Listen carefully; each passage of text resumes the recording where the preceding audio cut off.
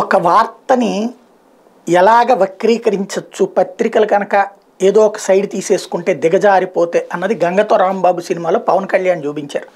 బ్రహ్మానందంతో ఏ విధంగా ఉంది. ఇప్పుడు ఈనాడు ఇవాళ 2 వరుసపెట్టి వార్తలు. ఒక దాంట్లో వైసీపీ కార్యాలయం విడుదల రజనీ కార్యాలయం మీద తెలుగుదేశం వాళ్ళు దాడి చేశారు. ఆ వార్త ఎట్లా కవర్ చేసింది, తెలుగుదేశం పార్టీ వాళ్ళ మీద వైకాపా నాయకులు దాడి వార్త ఎట్లా కవర్ చేసిందో ఈ రెండు చూస్తే జర్నలిజం ఏ స్థాయికి దిగజార్చారు. ఒకప్పుడు విలువలతో కూడిన జర్నలిజానికి పెట్టింది పేరైనటువంటి ఈనాడు ఆ విలువలకి వలువలు ఊడతీసి నగ్నంగా జర్నలిజాన్ని నడి రోడ్డు మీద ఎలా నిలబెట్టింది అన్నది చూద్దాం. ఇది విడుదల రజనీకి సంబంధించినటువంటి వార్త. నూతన సంవత్సర వేడుకల సందర్భంగా గుంటూరు నగరంలోని కొరిటిపాడు ఎన్టీఆర్ సర్కిల్ వద్ద వైకాపా తెలుగుదేశం పార్టీ కార్యకర్తల మధ్య చోటు చేసుకున్న వాగ్వివాదం ఇరు పార్టీల వారు ప్రతిదాడులకు పాల్పడే వరకు వెళ్ళింది. ఈ క్రమంలో అక్కడే ఉన్న మంత్రి విడుదల రజనీ కార్యాలయంపై రాళ్లు పడి అద్దాలు ధ్వంసమైంది. అంటే అసలు పాపం అదేదో వాళ్ళ దోనాళ్ళు ఏదో అనవసరంగా గొడవపడ్డారు సరదాగా, ఈలోపు పొరపాటును తగిలినాయి అంతే. ఏటా నూతన సంవత్సర వేడుకల సందర్భంగా తెలుగుదేశం పార్టీ కార్యకర్తలు కొరిటిపాడు ఎన్టీఆర్ సర్కిల్కి చేరుకుని విగ్రహానికి నివాళులు అర్పించడం ఆనవాయితీ అంట. మరి ఎవరిచ్చారో ఈ ఆనవాయితీ? మరి అట్లాంటి కార్యక్రమం చేసేటట్టు పోలీస్ పర్మిషన్ తీసుకోవాలి కదా ఎప్పుడైనా సరే. ఆనవాయితీ అట. తెలుగుదేశం పార్టీ కార్యకర్తలు ఆదివారం అర్ధరాత్రి ర్యాలీగా అక్కడికి చేరుకున్నారట. ఆ సమయంలో మంత్రి విడుదల రజనీ కార్యాలయం వద్ద ఉన్న వైకాపా కార్యకర్తలకు వీళ్ళకి మధ్య వాగ్వివాదం జరిగింది. ఎందుకు జరుగుతుంది వాగ్వివాదం? వాళ్ళ పనాలు చేసుకుంటుంటే వైకాపాకు చెందిన కొందరు జై జగన్ అంటూ నినాదాలు చేస్తూ ప్రధాన రహదారి మీదకి చేరుకున్నారు. అక్కడ ఉన్న కొందరు యువకులు రాళ్లు విసరగా తెలుగుదేశం పార్టీ నాయకుడి వాహనంపై పడ్డాయి. అంటే వైసీపీ వాళ్లే ముందు టీడీపీ వాళ్ళ మీద దాడి చేశారని చెప్పే ప్రయత్నం. దీంతో తెలుగుదేశం పార్టీ కార్యకర్తలు జై చంద్రబాబు అంటూ నినాదాలతో హోరెత్తించారు. ఇరు వర్గాలు కవ్వింపు చర్యలతో బాహాబాహికి దిగాయి. తలకాయ పగిలింది నున్ను వీళ్ళకి అద్దాలు పగలగొట్టించుకుంది వైసీపీ వాళ్ళు. కానీ ఇరు వర్గాల బాహాబాహి. దీన్ని వైసీపీ కార్యాలయం మీద రాళ్ళ దాడి చేస్తే ఇరు వర్గాల బాహాబాహి. చూడండి ఇక్కడ పోలీసులు తెలుగుదేశం పార్టీ కార్యకర్తలు అక్కడి నుంచి పంపేశారు. ఈ క్రమంలో డివైడర్ మధ్యలో ఇక్కడ చూడండి అసలు వార్త ఎట్టుంటుంది.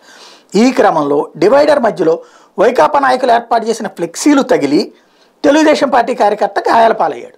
డివైడర్ల మధ్యలో వైసీపీ వాళ్ళు ఫ్లెక్సీ వేసుకుంటే అది తగిలి తెలుగుదేశం పార్టీ కార్యకర్త గాయపాయాల పాలయ్యాడు. ఆగ్రహించిన కొందరు కార్యకర్తలు ఆ ఫ్లెక్సీని చించేశారు. అంటే తమ వాడికి ఒకడికి దెబ్బ తగిలింది కాబట్టి ఫ్లెక్సీని చించేశారు.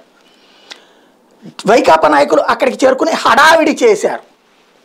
వాళ్ళ ఫ్లెక్సీలు చించుతుంటే ఏం మాట్లాడకూడదు, హడావిడి చేశారట. ఇరు వర్గాల మధ్య జరిగిన రాళ్లదాళ్ళు ఇందులో చూడండి. హడావిడి చేశారట వైకాపా కార్యకర్తలు. అప్పుడు వీళ్ళు రాళ్ళదాడి చేశారు కాదు, ఇరు వర్గాల మధ్య జరిగిన రాళ్ళదాడిలో మంత్రి విడుదల రజనీ కార్యాలయం అద్దాలు ధ్వంసమైనాయట.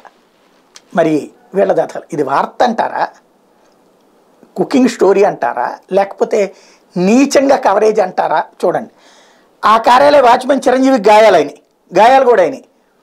ఆయన ఫిర్యాదు మేరకు పట్టాపురం పోలీసులు 30 మంది మీద కేసులు నమోదు చేశారు. ఇది ఒక ఆస్పెక్ట్. అదే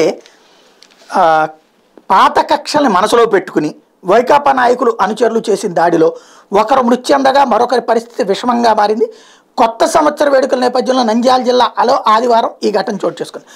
స్థానికులు పోలీసులు బాధితుల కథనం ప్రకారం డోన్ మండలంలోని ఉంగరానిగొండ్ల గ్రామస్తులు లక్ష్మీనారాయణకి 5 కుమారులు. రెండో కుమారుడైన ఖాదర్ తన కుటుంబంతో డోన్లో ఉంటున్నారు. ఆదివారం రాత్రి కొత్త సంవత్సర వేడుకలు చేసుకునేందుకు మరో యువకుడితో కలిసి ఖాదర్ డోన్ నుంచి ఉంగరానిగొండ్లో వస్తున్నారు.